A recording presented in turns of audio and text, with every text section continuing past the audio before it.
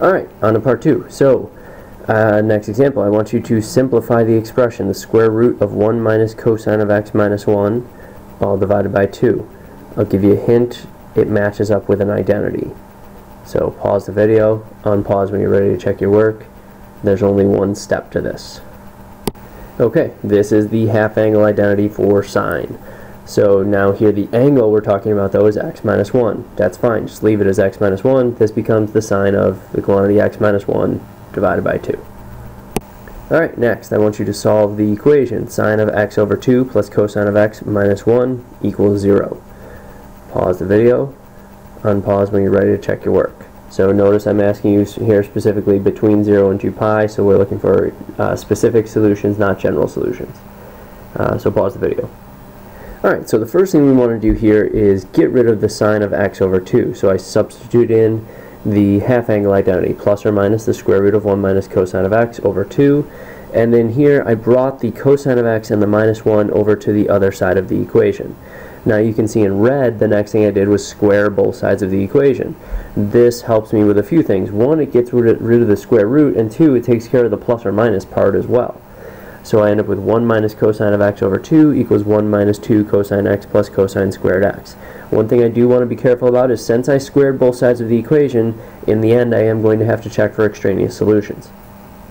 Alright, now the rest becomes simplification using algebra. So multiply both sides by 2, brought all of the terms over to one side of the equation and combine like terms, so I have 0 equals 2 cosine squared x minus 3 cosine x plus 1.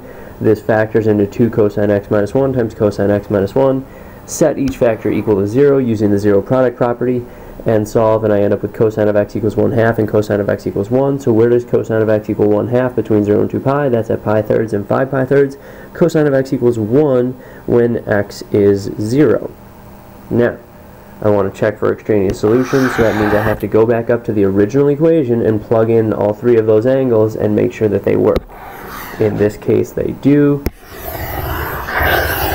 so all three of those answers are good. Next one, I want you to verify the identity. So this is going back to our verifying problems. Remember, my favorite thing in trig. So pause the video, verify the identity, unpause when you're ready to check your work. Okay, so this should just be a few steps. I chose to work with the right hand side, but you could have done the left hand side just as easily. So first I said cosecant of y is 1 over the sine of y, and cotangent of y is cosine of y over the sine of y.